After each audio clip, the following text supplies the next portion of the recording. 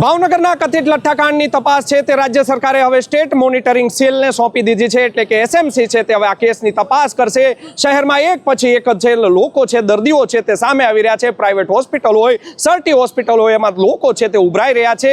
2 લોકોના સત્તાવાર મૃત્યુ છે તે જાહેર કરવામાં આવ્યા છે, તેમજ 3 લોકોના શંકાસ્પદ મૃત્યુ થયા છે। તેને લઈને પણ હવે તપાસનો ધમધમાટ શરૂ કરવામાં આવ્યો છે, જેની વિગતે વાત કરીશું અમારા અહેવાલમાં। વૈષ્ણવજન તો તેને કહીએ જે પીડ પરાઈ જાનાને રે।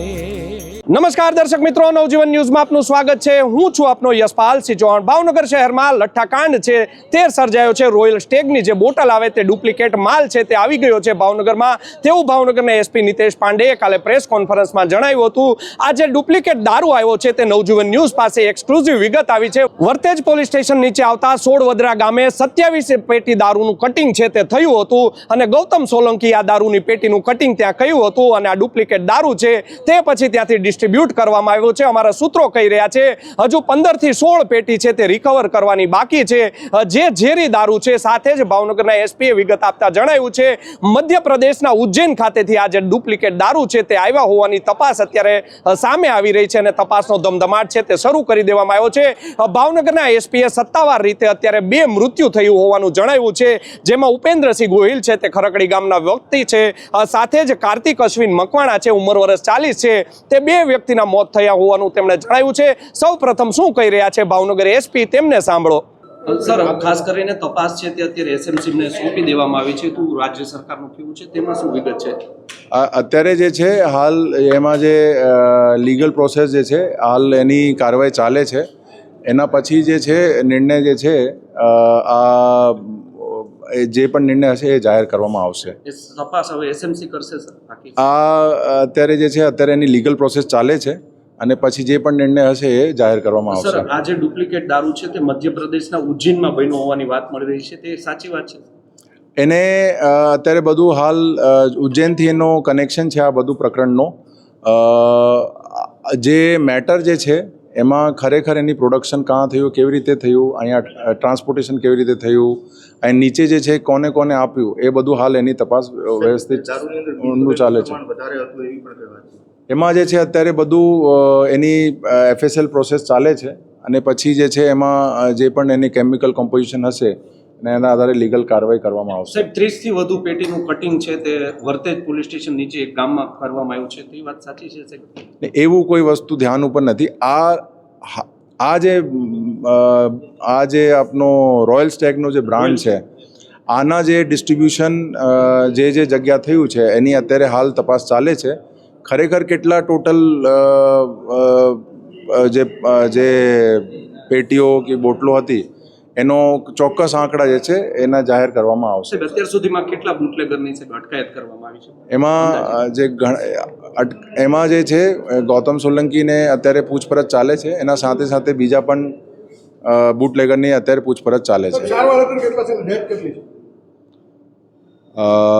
આપની ડેથ જે છે 2 લોકોની થઈ છે, અને સારવાર હેઠળ અમારા સર્ટી હોસ્પિટલ મળીને 5 હોસ્પિટલમાં બધા સારવાર હેઠળ છે। તો આપે સાંભળ્યા હતા ભાવનગર એસપી નિતેશ પાંડે, તેમણે કહ્યું છે કે તપાસ છે તે હવે એસએમસીને સોંપી દેવામાં આવી છે। સાથે જ 2 લોકોના મૃત્યુ થયા છે, અને મધ્યપ્રદેશના ઉજ્જૈન ખાતેથી આ ડુપ્લિકેટ દારૂ છે તે આવ્યો હોવાના તાર છે તે મળી રહ્યા છે, જેને લઈને હવે પોલીસે તપાસનો ધમધમાટ શરૂ કરી દીધો છે। સાથે જ તેવી વિગતો મળી રહી છે 2 લોકોના સત્તાવાર મોત છે તે કહી રહ્યા છે, પરંતુ હજી અમે જે હોસ્પિટલોમાં તપાસ કરી તેમાં 3 લોકોના શંકાસ્પદ મૃત્યુ પણ થયા છે, જેમાં એક સચિન વિકલાંગ નામનો વ્યક્તિ છે તે ભાવનગર શહેરના જે સર્ટી હોસ્પિટલ આવેલી છે તેની સામે વેદ આઈસીયુમાં દાખલ થયો હતો, પરંતુ તેની ડેડ બોડી છે અથવા તો તેનું શબ છે તે કોણ લઈ ગયું તેને લઈને હજુ કોઈ તપાસ છે તે સામે નથી આવી। બીજું છે નરેન્દ્રસિંહ યાદવ નામનો વ્યક્તિ હતો। આ નરેન્દ્રસિંહ યાદવ છે જેનું સૌ પ્રથમ મૃત્યુ છે તે થયું હતું। સૌ પ્રથમ છે 2 દિવસ પહેલા તે ભાવનગરની ચિત્રા મેડિકલ જે ઇન્સ્ટિટ્યૂટ આવેલી છે ત્યાં દાખલ થયો હતો, અને ત્યાંથી તેને ભાવનગરની વેદ આઈસીયુમાં છે તે ટ્રાન્સફર કરવામાં આવ્યો હતો। જે ત્યારે ત્યાં આપ્યો હતો ત્યારે તેને બ્રેન ડેડ છે તે જાહેર કરવામાં આવ્યો હતો, તેનું મૃત્યુ થયું। રહ્યું છે, પરંતુ તેનું પણ છે તે બોડી કોણ લઈ ગયું છે તેને લઈને હજુ કોઈ મગનું નામ મરી પાડવા તૈયાર નથી. જો શંકાસ્પદ મૃત્યુ થઈ રહ્યા છે તો ચોક્કસથી તેનું પેનલ પીએમ છે તે થવું જોઈએ, ફોરેન્સિક પીએમ છે તે થવું જોઈએ. ત્રીજું પાંચમું નામ અત્યારે અમને મળી રહ્યું છે, કનકસિંહ ગોહિલ નામના જે વ્યક્તિ છે તેમનું સર્ટી હોસ્પિટલમાં મૃત્યુ થયું છે.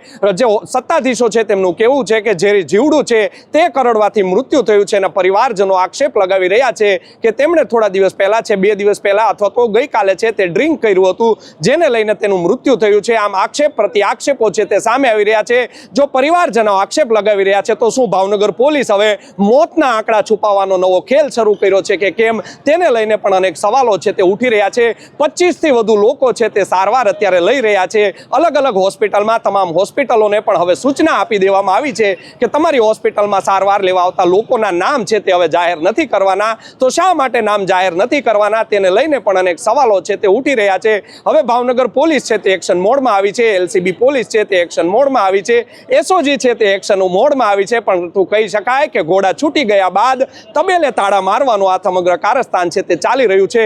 આ જે ગૌતમ સોલંકી જે વર્તેજ પોલીસ સ્ટેશન વિસ્તારમાં રહે છે તેના દ્વારા આ દારૂનું છે તે મુખ્ય કટિંગ કરવામાં આવ્યું હતું. મુખ્ય વ્યક્તિ છે તે હતો તેવું પણ ભાવનગર એસપીએ કહ્યું હતું. 8 થી 9 જે બુટલેગરો છે તેની અત્યારે અટકાયત છે તે કરી લેવામાં આવી છે અને તેની તપાસ ચાલી રહી છે કે કોને કોને આ ડુપ્લિકેટ દારૂ છે તે મોકલવામાં આવ્યો છે. જોવું રહ્યું આગામી સમયમાં આ કેસમાં હવે શું નવા ખુલાસા થાય છે, આ કેસમાં અત્યારે કેટલા પોલીસના પગ નીચે આનો રેલો આવે છે તો આવનારો સમય જ કહેશે. પરંતુ અમારા સૂત્રો કહી રહ્યા છે કે સરકાર છે હજુ 2 થી 3 દિવસ પછી એક્શન લેશે, કારણ કે તમામ લોકોને છે તે અત્યારે પોલીસના જે અધિકારીઓ છે, કર્મચારીઓ છે, તેમને છે તે અત્યારે દોડાવવાના છે, તેમની પાસે તપાસ કરાવવાની છે. જ્યારે થોડો તપાસ પૂર્ણ થઈ શકે છે પરંતુ પછી ભાવનગર પોલીસ બેડામાં ઘરખમ ફેરફાર થશે અને અનેક અધિકારીઓના પગ નીચે આનો રેલો આવશે તેવું પણ અમારા સૂત્રો કહી રહ્યા છે. જોવું રહ્યું આગામી સમયમાં કયા પ્રકારની તપાસ થશે, કેટલા લોકો સામે એક્શન લેવામાં આવશે તે તો આવનારો સમય જ કહેશે. યશપાલસિંહ ચૌહાણ, નવજીવન ન્યૂઝ, ભાવનગર.